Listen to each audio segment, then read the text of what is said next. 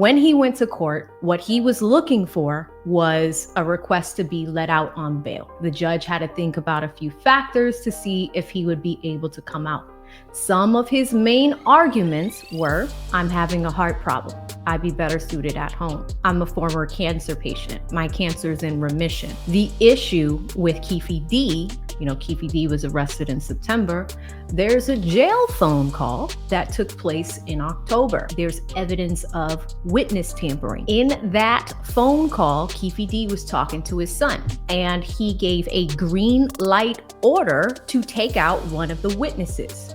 Phone calls in jail are absolutely recorded.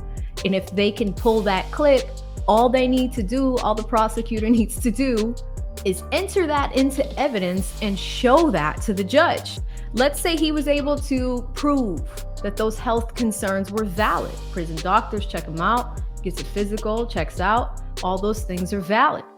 But what do we do about the witness tampering, Keefe? Because the judge granted the bail. So you're like, oh, word. But for how much? $750,000. I bet you his house is not worth $750,000. Do you think he still has the Vlad money, all that money? Do you think he has the book money? Where do you think that money is? I know you guys hate the buzzer. I'm gonna hit it one more time. If he had to really go out there to do these interviews in the first place, I assume that he wanted to make money. Tupac Shakur's murder suspect, Keefe D, gets bail. You're free for $750,000. This man is responsible for Tupac's death, and he can walk out of jail today as he awaits the criminal trial to get going, but only if he can come up with a hell of a lot of cash. Dwayne Davis, Keefe D, was in court on Tuesday for a hearing on his potential release on bail on his criminal trial, where his legal team was arguing before a judge that their client wasn't a danger to society, nor a flight risk, if they agree to cut him loose from lockup until the trial. But when you can actually dedicate more time to your client's cases, you can probably make stronger arguments. Public defenders are juggling many cases. Keefe D's been in Clark County Jail since late September, when he was first indicted for the murder of Tupac and taken into custody by the cops. The first big break in the cold case for a long time. Remember, Keefe's been out there publicly claiming to have been in the car that night way back in 1996 where Tupac was shot and killed while riding with passenger Suge Knight. Keefe has suggested he wasn't the trigger man himself, but he also was he's the only one left alive in the car to prosecute over the long unsolved crime. The plot thickens. The Vegas officials finally bought him in. Keefe's legal team pointed out that the proof was in the pudding in terms of Keefe not being a risk, openly asking the court if he was so dangerous, why did it take so long for the cops to haul him in? Oh my God, did he say that in court? If he was so dangerous, why did it take so long for the cops to haul him in?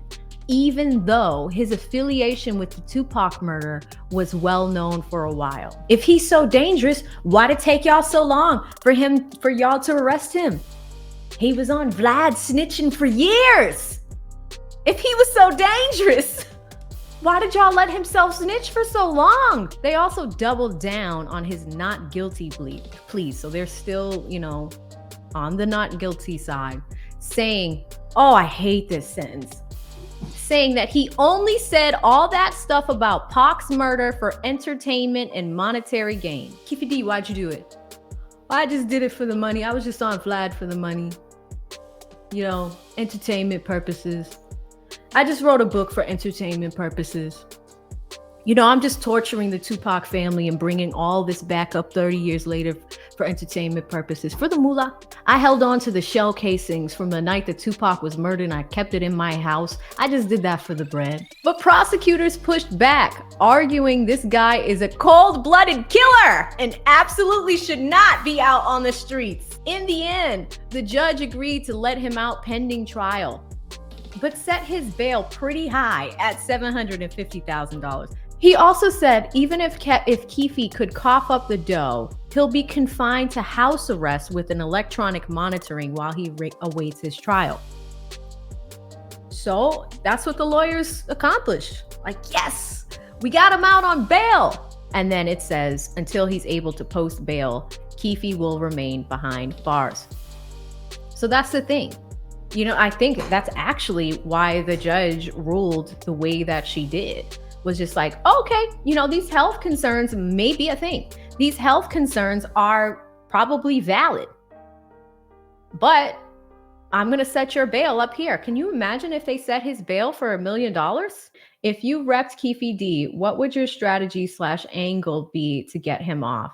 I mean, getting him off is a is a hard sentence to say, right? Because obviously I'm an avid Tupac fan. So how do you defend self-snitching? When you're a criminal defense attorney, what you have to do is make sure that the prosecutor proves their case beyond a reasonable doubt, meaning that the way that they present their case to a jury, there has to be no doubt in anybody's mind that the person committed the crime. I think there are some holes in Keefe D's story, which do help him.